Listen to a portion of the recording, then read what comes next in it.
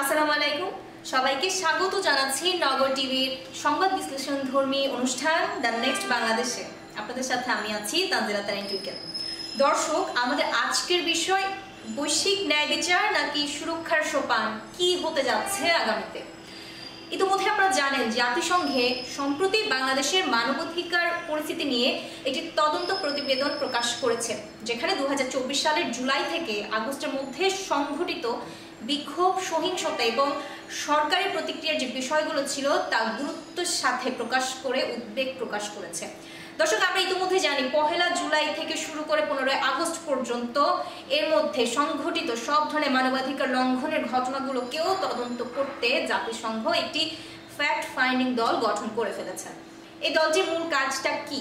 আসলে এই দলটি মূলত কাজ করছে আমাদের দেশের জন্য যে ক্ষতিগ্রস্ত ব্যক্তি, আইন প্রয়োগকারী সংস্থা এবং চিকিৎসকদের সাক্ষাৎকার গ্রহণের জন্য যে পরিকল্পনা তা তৈরি করছে, যাতে করে মানবাধিকার পরিস্থিতি নিয়ে একটি নিরপেক্ষ প্রতিবেদন তৈরি করা যেতে পারে।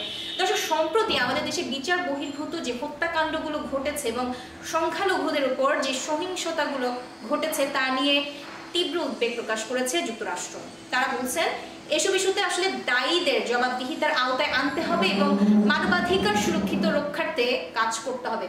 এছাড়া আমাদের যে বিরোধী রাজনৈতিক দলগুলো রয়েছেন এবং তাদের নেতাকর্মীবৃন্দ, তাদের বিরুদ্ধেও কিন্তু ক্রমবর্ধমান মামলার সংখ্যা এবং তাদের নিপীড়নের যে অভিযোগ সামনে এসেছে, তা আন্তর্জাতিক মানবাধিকার সংস্থাগুলো বিষয়টিকে গভীরভাবে পর্যবেক্ষণ করছে। দর্শক, আন্তর্জাতিক মানবাধিকার যে সংস্থাগুলো রয়েছেন তারা বিষয়টিকে গভীরভাবে পর্যবেক্ষণ করছেন। বাংলাদেশে ইতিমধ্যে আমরা জানি যে মানবাধিকার লঙ্ঘন এবং সংঘাতময় পরিস্থিতির সমাধানের জন্য বেশ কয়েকটি গুরুত্বপূর্ণ পদক্ষেপ আসলে নেওয়া যেতে পারে বলে অনেকে মন্তব্য করেছেন।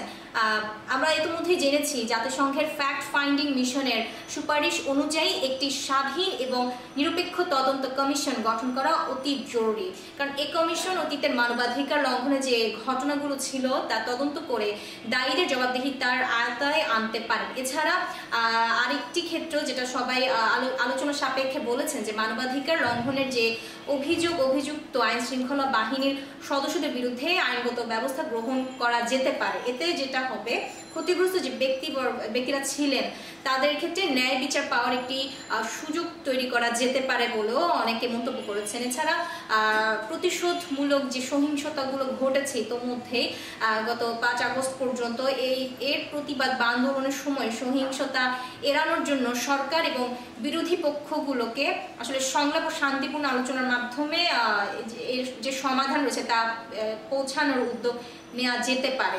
এছাড়া আন্তর্জাতিক সহযোগিতা আমরা বরাবরই অনেকবারই চাওয়া হয়েছে যে জাতিসংঘ এবং অন্যান্য যে আন্তর্জাতিক সংস্থাগুলোর সঙ্গে সহায়তার মাধ্যমে আসলে মানবাধিকার সুরক্ষার যে পরিকল্পনাটি রয়েছে তা আসলে তৈরি করে একটা বাস্তবায়ন নিশ্চিত করার মধ্য দিয়ে কিন্তু একটা সমতা আনা যেতে পারে। আর সংখ্যালঘুদের নিয়ে ইতোমধ্যে অনেক তোড়পাড় শুরু হয়ে গেছে। সংখ্যালঘু সম্প্রদায়ের উপর আক্রমণ বন্ধ করতে আসলে নির্দিষ্ট আইনি ব্যবস্থা এবং তাদের নিরাপত্তাকে আসলে আরো বেশি জোরদার করা প্রয়োজন বলে আমরা মনে করছি। একই সঙ্গে যারা ক্ষতিগ্রস্ত হয়েছেন তাদের আসলে পুনর্বাসনের পরিকল্পনা গ্রহণ করা উচিত বলেও কিন্তু মনে করছেন। আর আরেকটা যেটা সর্বোচ্চ উদ্যোগ আমরা নিতে পারি সেটা হচ্ছে, বর্তমানে আমাদের যিনি উপদেষ্টা রয়েছেন তার উচিত নাগরিক সমাজ, ছাত্র এবং মানবাধিকার যে সংস্থাগুলো রয়েছে তাদের মতামতের ভিত্তিতে আসলে একটি জনগণের আসলে মতামত পোষণ বা মতামত গ্রহণ করা উচিত, কারণ তাদের একটা মতামতের ভিত্তিতেই কিন্তু যে কোনো নির্দিষ্ট একটা উদ্দেশ্য প্রণোদিত হতে পারে। দর্শক, এই পদক্ষেপগুলো আসলে একের পর এক যে আমরা আপনাদের সামনে তুলে ধরলাম, যে পর্যায়ক্রমিকভাবে যেই সমাধানগুলো আমরা চাচ্ছি তা যদি আসলে রাজনৈতিক সদিচ্ছা কিংবা জনগণের অংশগ্রহণ নিশ্চিত করা যেতে পারে, এতে করে কিন্তু আমাদের দেশে একটি গঠনমূলক এবং একটা সুশাসন আসলে প্রতিষ্ঠা করা সম্ভব হবে বলে আমরা মনে করছি। সো দর্শক, আমাদের আজকের আলোচনার বিষয়বস্তু যেটি ছিল তা নিয়ে আমরা আপনাদের সামনে তুলে ধরেছি। আশা করছি আপনারা আপনাদের ব্যক্তিগত মতামত আমাদের কমেন্ট সেকশনে তুলে ধরতে পারেন এবং আমরা আগামী পর্বতে এরকমই আরেকটি সংবাদ বিশ্লেষণমূলক আলোচনা নিয়ে আপনাদের সামনে হাজির হয়ে যাব। সেই পর্যন্ত সবাই ভালো থাকবেন, সুস্থ থাকবেন।